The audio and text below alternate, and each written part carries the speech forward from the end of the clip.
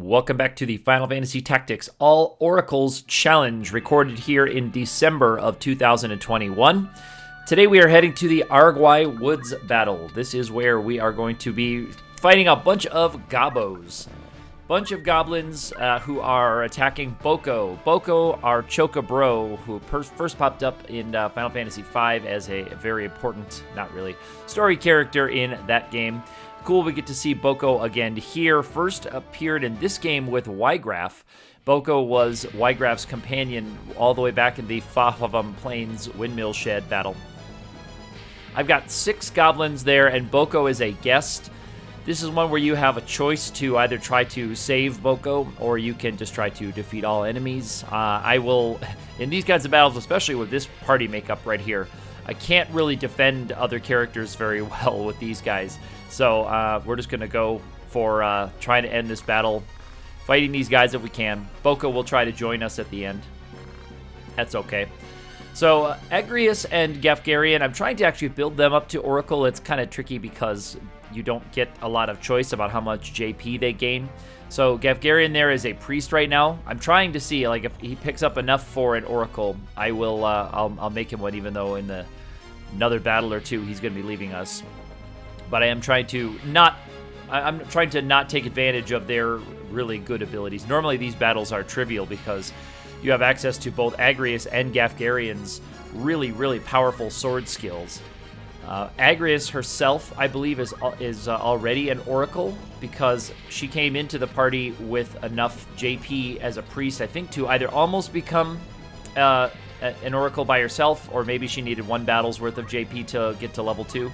And then I used the JP scroll glitch to give Agrius all of the Oracle abilities. So Agrius is actually equipped with all the spells and all the abilities of the Oracle class. JP scroll glitch has been really important for this run in the early game, especially. Not so much because I couldn't beat the battles. You could beat the battles with just grinding up. It just take a little bit longer to grind to get the spells you need, and also there'd be a lot of in the early game just whacking with the staves and rods. So not as much excitement as petrifying these fools here in these early fights. So this battle, you can see this video is a little bit longer than you would expect with a battle like this, but where you have to clear out this many enemies, you have to play it a tiny bit on the safer side, so you notice we're going to be back a little bit. We're not going to jump right on up in there. One Oracle did, but we're going to kind of turtle up here in the middle as we go through this one. And then we're just going to be relying on good luck to land, petrify. Agrius is going to do what she's going to do. And she's going to do silly things like darkness. I really would rather have seen don't act right there than darkness, but hey, that's what you get. You get what you get out of your guest characters. Gafgarian also, as a priest, is going to just do his priest thing. So that goblin with darkness is going to come right up. And darkness in this game, I haven't looked this up, but it seems like darkness might not work, or it might not work as intended, because whenever a guest character has used darkness, it doesn't seem to reduce the accuracy of physical attacks at all. I mean, I understand that Oracle there was charging, and that may have had something to do with it, but it seems like a lot of these other dark enemies are still able to land pretty much everything they want to do. This is me just putting Pray Faith on my characters. There's no magic users in this battle besides us, so it's no disadvantage to us to have 100 Faith. And it helps us a little bit to land some of those things. Monsters can have some pretty low Faith numbers sometimes, so landing things like Petrify on them can be on the difficult side, just as we see there. Agrius landed her darkness, but couldn't quite get Petrify to land. I'm laughing because Gafgarian comes up there and just whacks a goblin with the staff there. So Gafgarian is a priest, although I don't actually know what spells the priest learns. I don't know if I even looked to see, or I don't think if I maximized anything. He might not know very many spells for priest. I didn't do a JP scroll glitch because I didn't want him trying like holy or something crazy in one of these fights. Priests would be pretty good with the JP scroll glitch. Like that would make, yeah, that would make an all priest run might be kind of fun because of that because you could get access to Holy almost immediately. I don't remember how many MP it costs to cast Holy. You might get 1 casting per battle on each priest. So we still do not have the 2-tile sticks yet. That's why we're just swinging with the Ice Rod. The Ice Rod, though, can cast one of ice spells randomly, and of course these guys are weak against ice. So if the Ice Rod does trigger a casting, then it will almost certainly be a one-shot KO. So that makes it worth trying these sometimes. Also, it helps just we're still picking up levels, still kind of half grinding here in this early part of the game.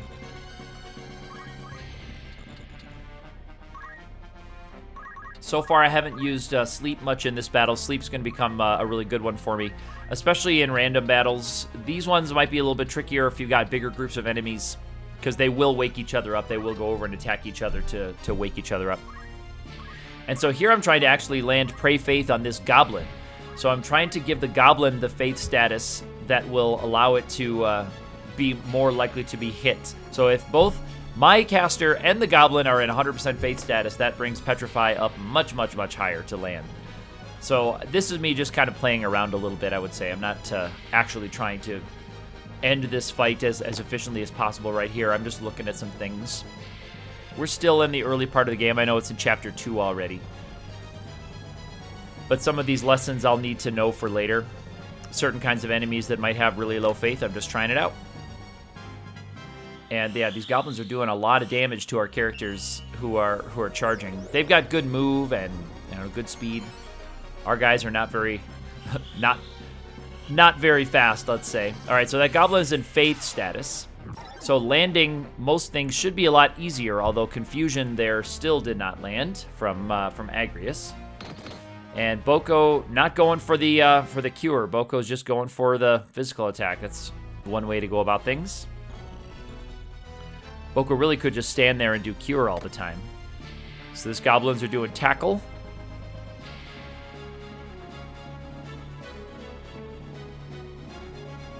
And yeah, maybe tackle is maybe that's what's getting him around the darkness in that particular one. Maybe darkness does work, and my anecdotal information is not perfect.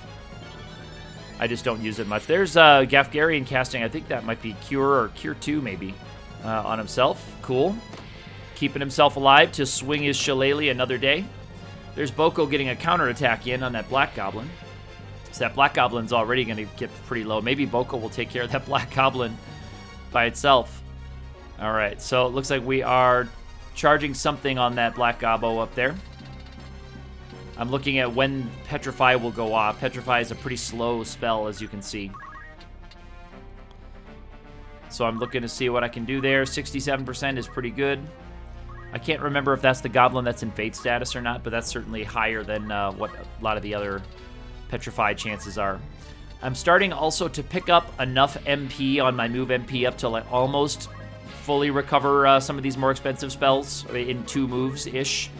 Later on, a couple more levels, I'll be picking up 9 and 10, and that's when it really will start to be good. As these guys get stronger and they're picking up 9, 10, 11 MP every time they move, that will really help preserve that MP pool. Also, man, getting access to better equipment. They're a little bit over-leveled for their equipment right now, so it's kind of sad when you see that. But when they get wizard robes and even better stuff that gives them higher MP boost, then the move MP up will be based on that number, which is even better. So we're devoting a lot of spells to this one goblin. She's going to try a life drain. And that goblin is so good at dodging. Man, that thing is dodging everybody. Because she was trying to pick up a little bit of hit points. Not really trying to end that goblin, but trying to pick up some hit points. So there's Fate status again we're trying on that goblin, and that did land. Because I don't want to be walking around with my hit points too low with these goblins running around, because if 2 goblins kind of gang up on somebody, could be trouble. Here comes Paralyze.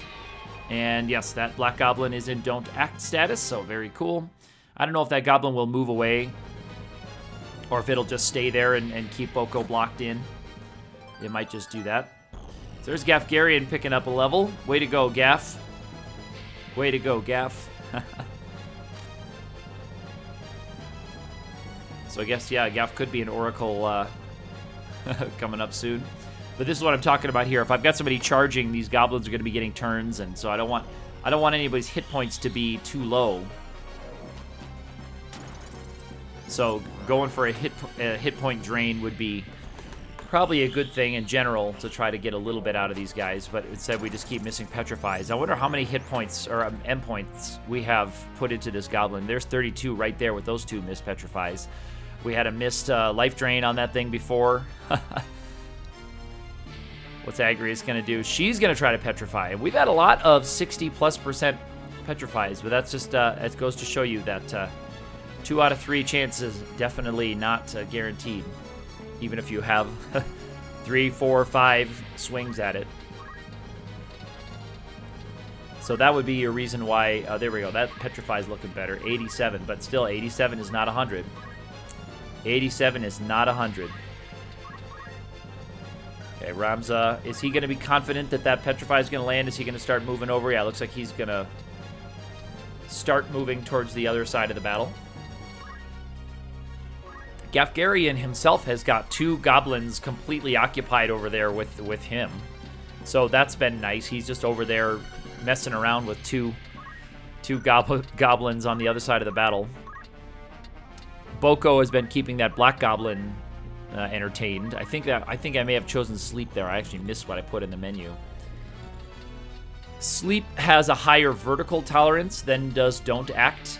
So sometimes if you can get not quite to a target, but they are 1 tile away, sleep has a higher vertical tolerance. It will move. I think don't act or paralyze needs to be totally flat for you to be able to target multiple squares. And so in a terrainy, hilly level like this one, sleep is going to be easier to land on these characters. So we're just going to try to put Faith status back on her. That'll be a little bit, like I said, for landing things, but also it gets us some extra experience. Not really looking for JP anymore at this point, but it gets more experience for us. But as I've said before about the way these formulas work, that the calculation is done based on the faith of both the caster and the target, and so any advantage that you get from one of those targets having really high faith gets diluted by whatever the enemy has. So any increase in faith there by 20 or 30 faith points will get diluted in multiplication as the enemy's faith. So if both have faith, then you're in pretty good shape. If you have high faith on the caster and the target, they're in pretty good shape. You saw it still can miss, though. But there's sleep. So that goblin was in don't act. Now that goblin is in sleep status, and that's gonna be good. That's gonna land because there's no one around that black goblin to wake him up. There's Gafgarian going to sleep there too. So that goblin will just hang around. Ooh, is Agrius going to land Petrify? Nope. Is it going to be up to my other Oracle? This is the 87% chance to land. Is she going to do it? Yes, all right, she got there. She got there. Boko just chilling. But sleep lasts much longer than don't act, providing that someone doesn't wake you up by attacking you. And Agrius is going to try to cast don't act again on a sleeping goblin. So yeah, because that goblin is by itself over there on that side of the battle, then the other goblins won't be able to go over and wake one. So we can spend all the time we want messing around with these two goblins down here. Ramza can come up and he can try to do his thing. He's probably going to try to just petrify, because failed petrify attempts will not wake you up from sleep. So Ramza really has unlimited attempts at it over there, basically. So Ramza and Agrius can do that unless Agrius does something silly like try to attack the goblin. And sleep is not perfect because if a character does get woke up from sleep, I believe the CT that they had before they went to sleep applies, because sometimes characters will wake up from sleep and just be ready to go again. So I think it saves the CT value that they had when they went to sleep rather than resetting it. So that's another little anecdotal thing that I seem to have kind of observed, is that value gets saved. Okay, there, that goblin who's petrified lost its faith status. That's cool to know. Good to know. So here's another Fate status coming up on this caster. There we go. Experience earned. Yeah, so Gafgarian had 24 CT. That's what it is. So, yeah, so looking at that. So you got to be careful if someone's sleeping. You can't depend on attacking them and reviving them, or attacking them and then getting a whole round of turns before they go, because sometimes they will have high CT, which is like your charge time. It's like your ATB timer ticks up. So Agrius got Don't Act, and there's Petrify on that goblin. Cool. Now just we've got these 3 red goblos over here. And if we did have access to the sticks, this would be a lot quicker, because sticks have really nice attack value, and they're safer because you can't get hit by those cheap counterattacks from monster-type enemies. You stand back an extra tile, and then you just go to town, whack away. Agri's going over there. We're going to get some healing from Boko, maybe. Agri seems to be full health, so it doesn't need it. Okay, so here's now just us looking to see who can we land Petrify on easier. So Rams is going to make his way over here too, and we just got a couple goblins standing, and we're just going to dump battle-ending spells as fast as we can on these guys. Is she going to go for the swing? Yes, she is. And remember, if the ice spell triggers, it's a one-shot KO. There it is. So now she's moving. I think she's moving just to, she's clearing the way, and then she's also picking up some MP for if she needs to cast Petrify or something. So I think we're going to go for a similar strategy here. Go for for a whack and try to get an ice spell proc. Boko's going to just chill. I think Agrius is probably going to chill over there too. Okay, I don't mind getting a whack or 2 here.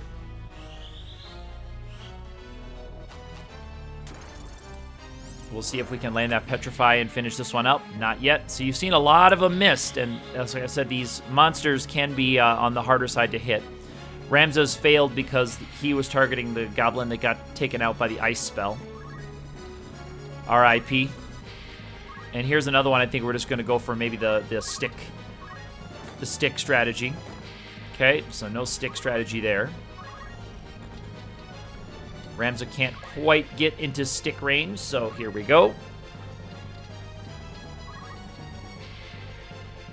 Life drain is 57. That's what I'm just checking the chance to hits, 43. And he's going for a Petrify. So again, trying to end the battle quickly if we can.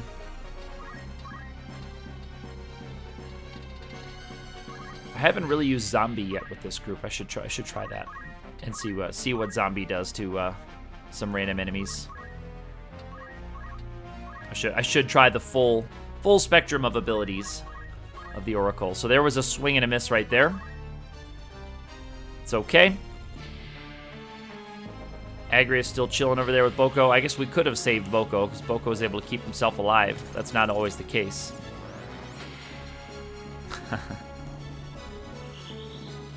So you think with all of these 40 and 50% that we would have landed one by now, given all the attempts we've had. But that's just the way math works in this game. You can do that forever. So it gets a little bit worrisome here because we are, we're starting to get kind of low on hit points. You don't want a character to hit the ground. You want your characters up and vertical. So she's going to target Petrify and then smartly get way out of the way. So she can target it and then move. Ramza's okay. He can get behind, so he's going to maybe take a swing with his stick to try to get the ice proc. I feel like that the ice proc might even be better odds than Petrify landing. That's kind of a joke, but it seems like it with this battle. Because for the ice, you have to get the attack to land, and then you have to get the proc for an ice spell, which is maybe 1 in 3. I haven't looked that up. I don't know what the proc rate is for an ice spell. That's okay though. So she's going for a Pray Faith on the caster. Interesting. We've got so many So many spells targeting that guy. Pray Faith is usually faster charging than Petrify. So it's a much, much faster spell. And she gains some MP, so here comes a couple more Petrify attempts. Maybe this will be the end. There it is, right there. And that is the Araguay Woods. So we're continuing on with Chapter 2 with Boko on his feet, ready to go. If you like these videos, hit that thumbs up button, subscribe, make a comment, or hit me up on Twitter, where I'm also active _ATE. We will see you next time at the Falls.